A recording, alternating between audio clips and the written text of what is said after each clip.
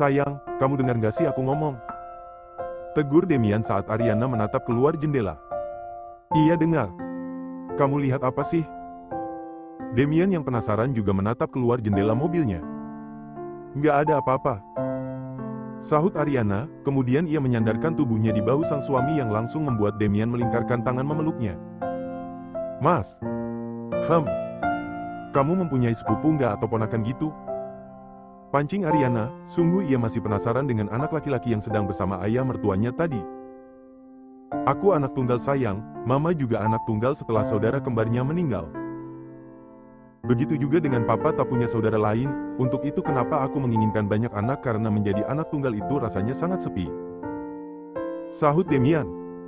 Kalau begitu siapa anak laki-laki tadi? Mereka terlihat akrab. Jangan-jangan, oh astaga itu tidak mungkin. Papa terlihat sangat mencintai mama, itu tidak mungkin terjadi. Kenapa bertanya seperti itu, sayang? Lanjut Demian yang langsung membuyarkan lamunan Ariana. Nggak apa-apa, karena sejak kita menikah aku belum pernah mengenal saudara-saudara kamu. Sahut Ariana beralasan. Karena aku tidak punya saudara sayang, ada sih saudara jauh tapi semua di luar negeri. Ucap Demian. Jadi apa itu mungkin anak papa dari wanita lain? Mengingat bagaimana Demian dahulu. Pasti sifatnya itu menurun dari papanya. Mas. Apa? Dulu kan kamu berkencan dengan banyak wanita, mungkin gak salah satu dari mereka hamil anak kamu sepertiku? Tanya Ariana yang langsung membuat Victor yang berada di balik kemudi tersedap oleh ludahnya sendiri. Uhuk. Hati-hati Vic, kalau sudah bosan hidup jangan ajak-ajak kami. Tegur Demian pada asistennya tersebut. Maaf, Tuan. Ariana yang menatap aneh pada Victor langsung membuat Demian mengecup pipinya. Kenapa kamu bertanya seperti itu, Ucapnya kemudian. Bisa saja kan? Sahut Ariana. Tidak usah berpikir macam-macam sayang, kuakui dulu aku memang brengsek tapi setidaknya aku selalu memakai pengaman saat melakukan itu. Tegas Demian. Lalu kenapa ketika denganku kamu tak memakainya? Entahlah, kamu satu-satunya wanita yang waktu itu ingin sekali kumiliki.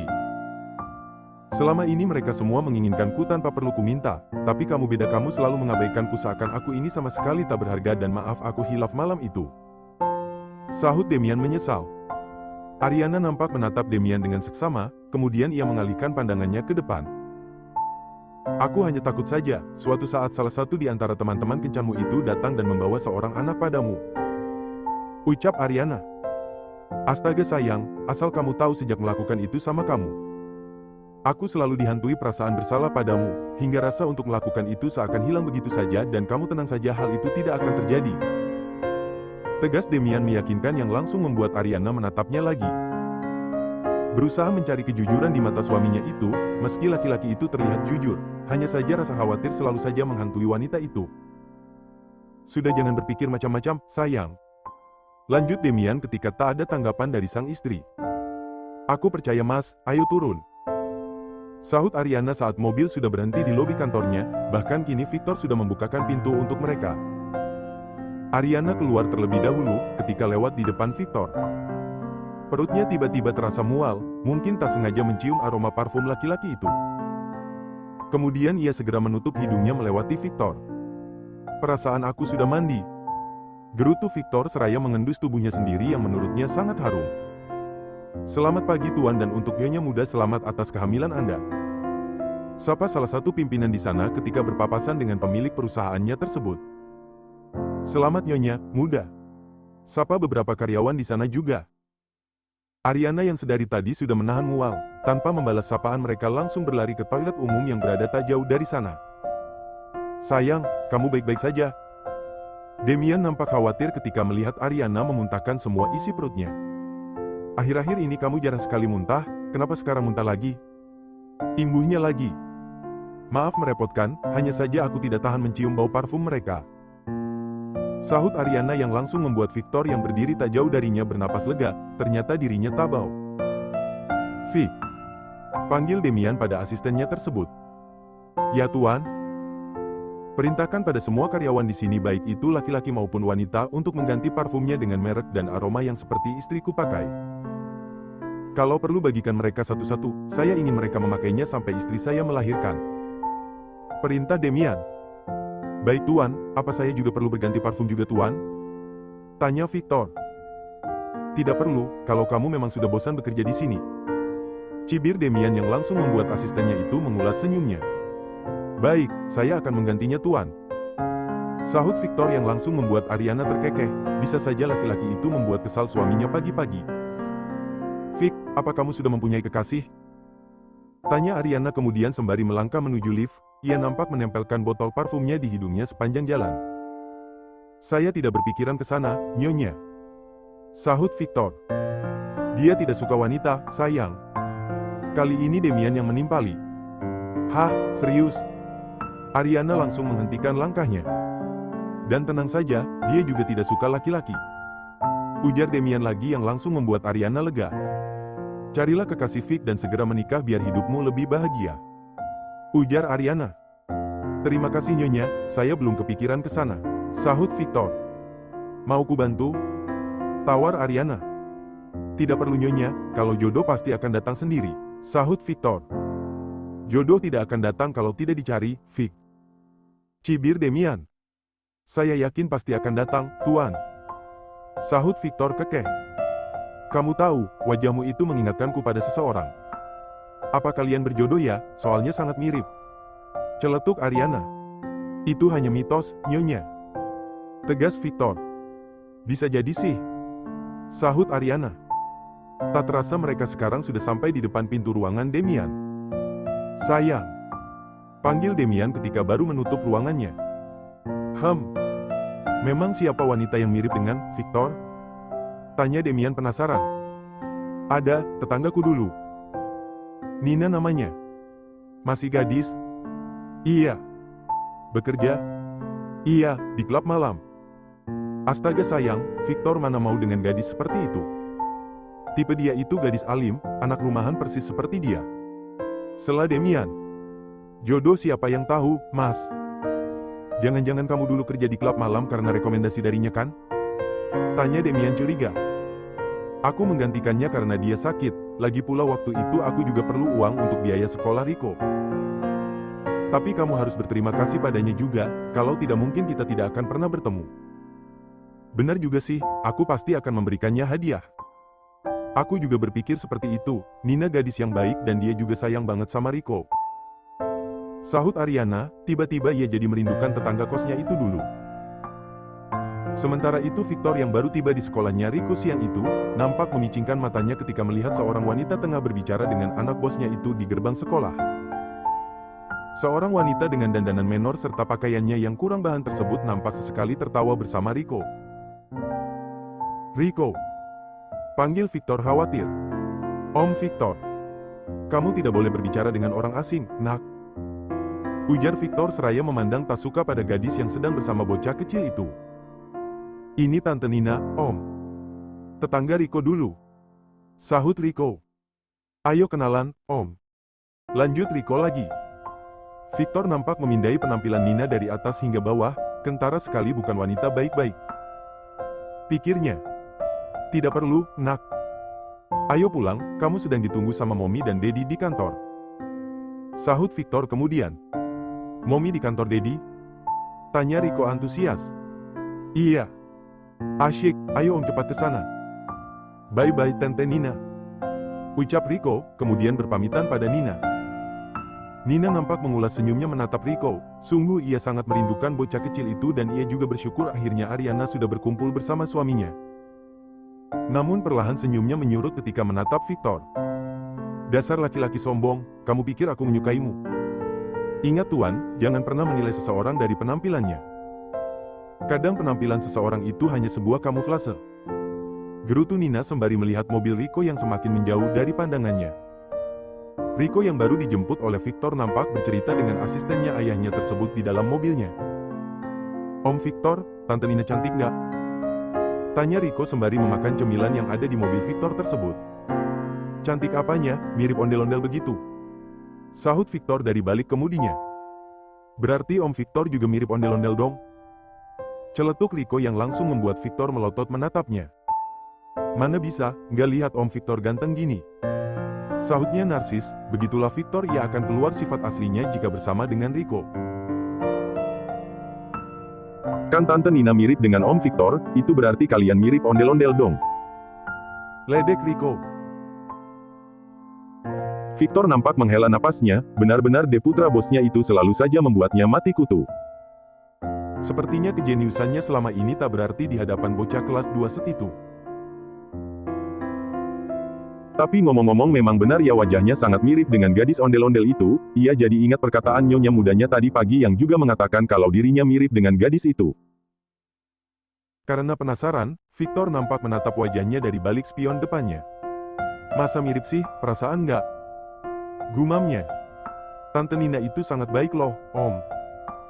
Dulu Rico sering dibelikan banyak makanan. Ucap Rico membuyarkan lamunan Victor, namun Victor nampak malas menanggapinya.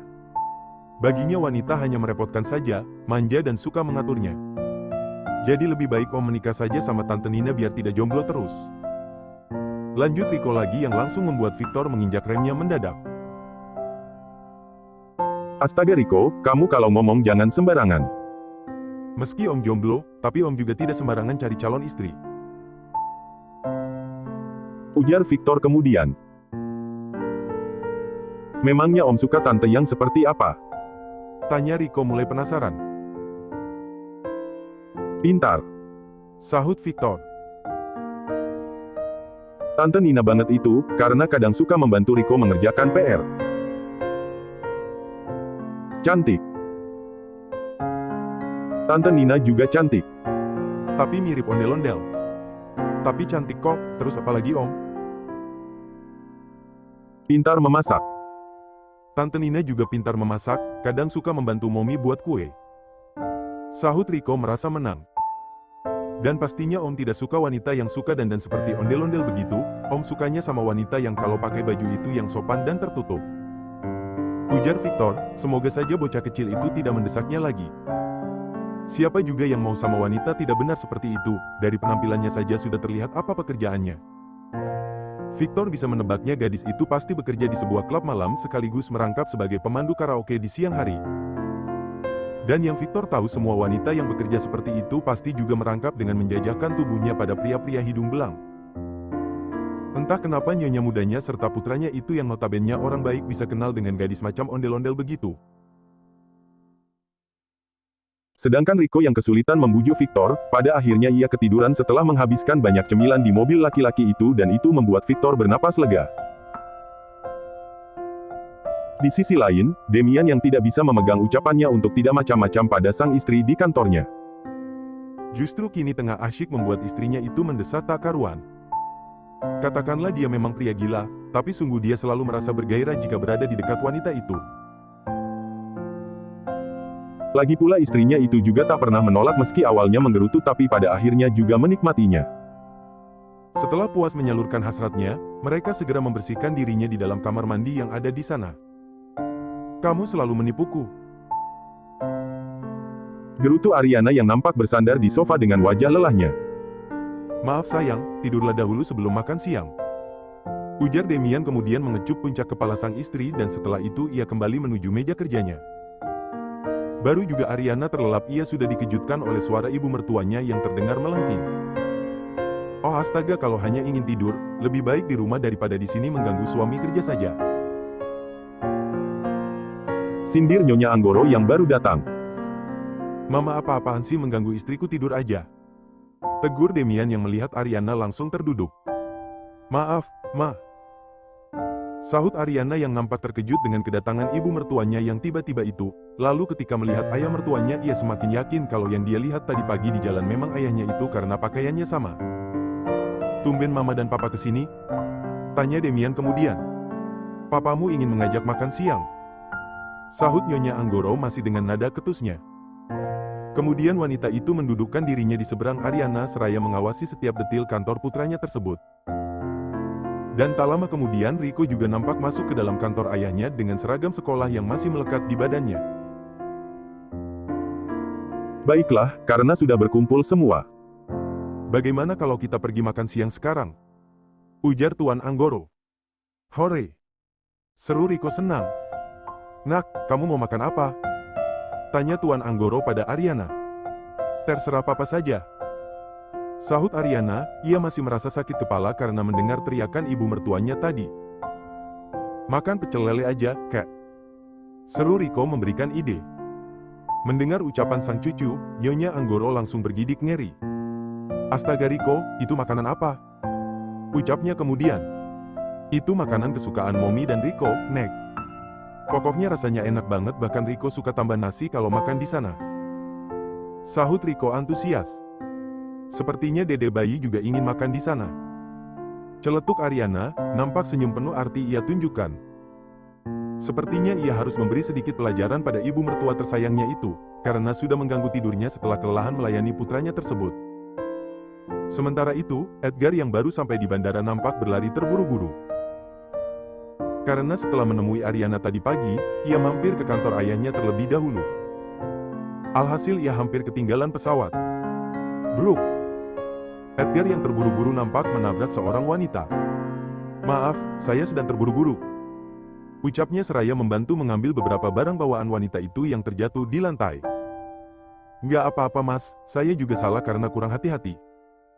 Sahut wanita itu dengan suara lembutnya yang langsung membuat Edgar mengangkat kepala menatapnya. Seorang wanita berparas cantik dan anggun itu nampak mengulas senyum padanya dan satu lagi senyumnya sangat meneduhkan seperti Ariana. Ya Tuhan, dalam situasi seperti ini pun Edgar masih saja mengingat Ariana.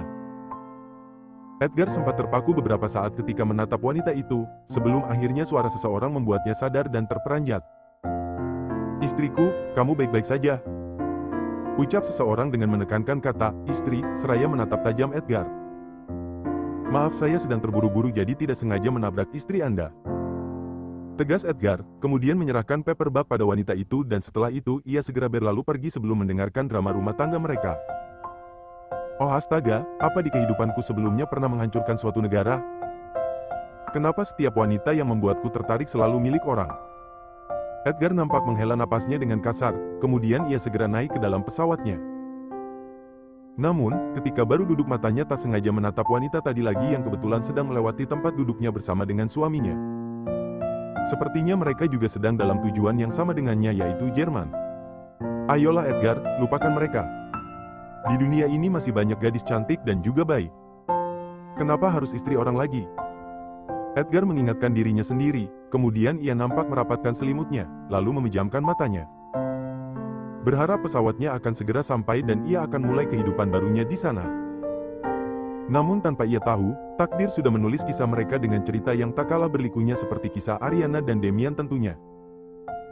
Ariana masih berbaik hati tidak membawa keluarga suaminya itu makan pecel lele di pinggir jalan, selain panas pasti juga sangat ramai.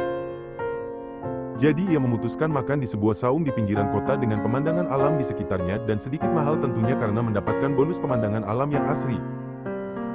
Tempat yang sangat bagus, apa sebelumnya kamu sering ke sini? Tanya Demian selepas keluar dari mobilnya.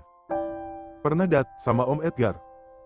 Celetuk Riko yang langsung membuat Demian melotot. Dulu mas, sebelum kita bertemu. Ujar Ariana menjelaskan tapi bukan Demian kalau tidak cemburu. Laki-laki itu langsung memasang muka masam dan sudah Ariana tebak pasti sedang cemburu. Tunggu hukumanmu nanti malam sayang, berani-beraninya makan di tempat seindah ini dengan laki-laki lain. Bisik Demian. Dasar labil. Gerutu Ariana kesal. Kamu bilang apa tadi, sayang? Enggak, nanti malam aku yang di atas. Bisik Ariana yang langsung membuat Demian mengulas senyumnya lebar. Istri idaman memang sayangku ini. Ucap Demian dengan gemas. Sedangkan Nyonya Anggoro yang biasa makan di restoran sebuah mall atau hotel berbintang nampak tak semangat. Apalagi saat melihat jalan berkerikil menuju saung-saung tersebut. Kampungan. Gerutunya. Mama di sini saja, tidak mau masuk. Sinisnya kemudian. Ayolah Mama tidak pernah makan di sini kan? Papa jamin pasti akan sangat nikmat tidak kalah dengan masakan hotel. Bujuk Tuan Anggoro. Memang Papa pernah makan di tempat kampungan seperti ini? Sahut Nyonya Anggoro. Pernah, Ma. Kapan? Kok Mama nggak pernah tahu? Selidik Nyonya Anggoro, hampir 34 tahun mereka menikah dan selama itu pula mereka selalu makan di tempat-tempat yang mahal. Ya pernah Ma. Dulu bersama koleganya Papa. Dusta Tuan Anggoro, dahulu beliau memang sering makan di tempat seperti ini tapi bukan dengan koleganya. Namun bersama dengan seseorang di masa lalunya. Melihat tuan besarnya terpojok, Victor nampak berdehem pelan. Kemudian ia segera mengajak mereka masuk menuju sebuah saung yang sudah ia pesan sebelumnya. Mari tuan, nyonya. Saya sudah memesankan saung dengan pemandangan yang sangat indah di sini. Ajak Victor yang langsung membuat Tuan Anggoro tersenyum tipis menatapnya. Terus kamu menyuruh saya menyusuri jalan bebatuan itu dengan hilsku ini? Sungut Nyonya Anggoro tak terima. Tenang saja Ma, saya punya sesuatu buat Mama. Ariana langsung mengambil simpanan sendal jepit sejuta umatnya di dalam tasnya yang sudah ia bungkus dengan sebuah kresek hitam. Oh astaga, kamu tahu berapa harga tas ini? 300 juta Ariana, lalu bisa-bisanya kamu menyimpan barang sampah begini di dalamnya. Nyonya Anggoro rasanya mau pingsan ketika melihat tingkah kampungan menantunya tersebut. Tapi sendal ini sangat berguna Ma, saya yakin sekali jika Mama memakainya pasti akan nagih. Bujuk Ariana. Dalam mimpimu. Sungut Nyonya Anggoro yang membuat Ariana langsung kecewa. Baiklah saya akan menyimpannya kembali, saya hanya takut saja jika Mama masuk ke dalam sana dengan heels setinggi itu akan membuat Mama terjatuh dan kuku-kuku Mama yang cantik itu akan rusak.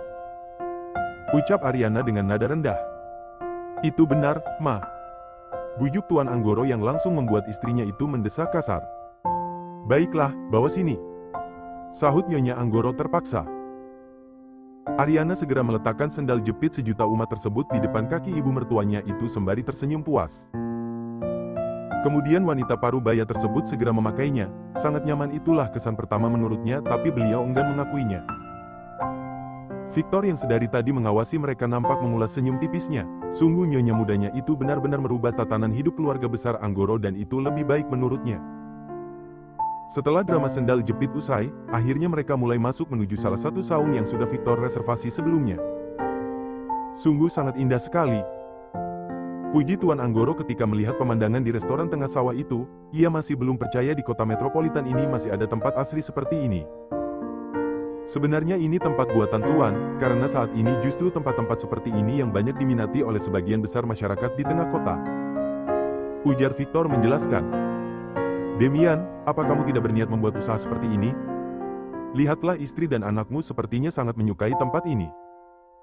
Celetuk Tuan Anggoro seraya menatap Ariana dan juga Rico yang nampak sibuk memberi makan ikan-ikan di kolam.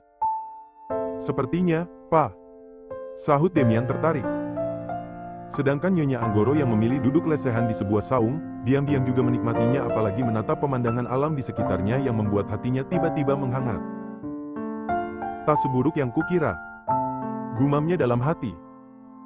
Setelah puas melihat-lihat, mereka nampak duduk lesehan di dalam saung tersebut ditemani oleh angin sepoi-sepoi siang itu. Mereka memesan beraneka ragam masakan Nusantara dari olahan ikan hingga unggas. Di mana sendoknya? Tanya Nyonya Anggoro ketika hendak makan, tak ia pungkiri hidangan di depan matanya itu sungguh menggugah seleranya. Ada ayam dan berbagai ikan yang digoreng maupun dibakar, serta berbagai macam sambal yang membuat liurnya menetes. Di sini tidak ada sendok Ma, semua menggunakan tangan. Sahut Ariana. Apa? Kamu bercandakan? Sungut Nyonya Anggoro. Ayolah Ma, sekali-sekali pakai tangan ini sangat nikmat. Bujuk Demian yang langsung dianggukin oleh Tuan Anggoro. Sedangkan Victor nampak terkekeh dalam hati. Kalian sejak kapan bisa makan menggunakan tangan seperti itu? Ujar Nyonya Anggoro tak percaya jika suami serta anaknya itu nampak mahir makan dengan menggunakan tangannya. Mendengar pertanyaan sang istri Tuan Anggoro langsung tersedak. Pelan-pelan Tuan. Victor langsung mengulurkan segelas air putih. Terima kasih, Vic. Sahut Tuan Anggoro setelah menghabiskan air putihnya tersebut. Dahulu Tuan Besar sering makan di tempat seperti ini bersama dengan para koleganya, Nyonya. Kali ini Victor yang menjelaskan, ia nampak menatap Tuan Besarnya itu sejenak. Lalu kamu? Tanya Nyonya Anggoro pada Demian yang nampak lahap makan pecel lele menu yang sama dengan anak dan istrinya. Tidak usah dijelaskan. Ucapnya lagi, anaknya itu pasti sudah biasa makan seperti itu sejak bertahun-tahun lalu bersama Ariana. Kemudian Nyonya Anggoro dengan terpaksa makan menggunakan tangannya, meski awalnya kaku tapi lama-kelamaan beliau terlihat menikmati. Hingga sebuah ikan bakar di hadapannya nampak tandas bersama sambalnya. Melihat itu Ariana nampak menahan senyumnya, keinginannya membuat mertuanya itu berubah perlahan-lahan berhasil. Hanya sifat angkuhnya saja yang membuat Ariana harus berpikir keras bagaimana cara merubahnya. Karena menurutnya ibu mertuanya itu mempunyai sifat yang keras hati. Apa beliau mempunyai masa lalu yang buruk? Entahlah, sepertinya Ariana harus mencari tahu. Tekad Ariana untuk merubah ibu mertuanya itu semakin besar, karena baginya satu-satunya ibunya di dunia saat ini hanya wanita itu. Mulia sekali hati Ariana, semoga berhasil.